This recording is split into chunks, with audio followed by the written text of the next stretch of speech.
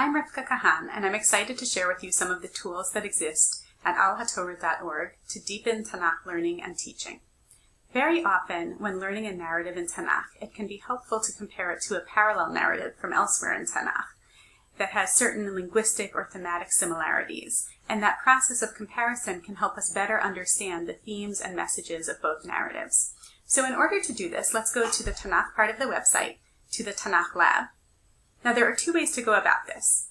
If I already know which two narratives I want to compare, I can enter them into these two boxes within the left box. Let's say, though, that I'm learning a narrative in Tanakh, and I don't know which narrative to compare it to, and that's what I want to find out. So then I can go over to this box, and let's say the narrative that I'm learning is Bereshit Perek Yud Tet, the story of the Malachim visiting Sedom and the destruction of Sedom. So I can click here to see the text and to see a table of the Milim Manchot to help me better analyze the Perek. But let's say what I really want is to know which Perek in Tanakh is parallel to my Perek. So then I can click on the Torah icon here, and it will bring me to a list in descending order of the Perakim in Tanakh that have the most similarities to my Perek of Bereshit Perek Yud Tet. And I see right away that the Perek that's most similar to Bereshit Perek Yud Tet is Shofetim Perek Yud Tet, which is the story of Pilegesh Begivah. And if I click on it, I see the two Perakim side by side with all of the similarities highlighted in corresponding colors. And now that I have all of the similarities highlighted, I can go through in detail and analyze all of the points of comparison linguistically and structurally and thematically.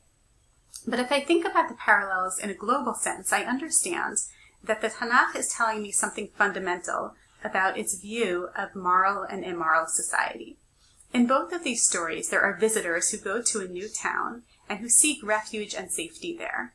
And in both cases, they are treated with enormous violence and complete lack of dignity by the members of the society who seek to rape the male visitor. In both cases, there is someone who tries to offer refuge and safety within his home, but even he is powerless to defend the most vulnerable people in the story, which in the case of Sedom are the Benot Lod, the daughters of Lod, and in the case of Shofetim Perek Yud Tet is the Pilegesh Begivah. In other words, to defend the female characters within the story. And the Tanakh is telling us through this comparison that a society's morality is gauged by the extent to which it defends its most vulnerable members, and that a moral society is one in which people use their power to provide safety to those who need it the most.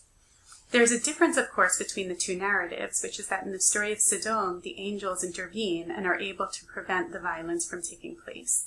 Whereas in the story of Pilegesh Begivah, there is no supernatural intervention, and so the Pilegesh Begivah is raped and killed. So this highlights to us the importance within our own human society, where we can't rely on supernatural intervention, of being the kinds of people who offer safety and protection and refuge, and who use our strength to defend those who need it the most.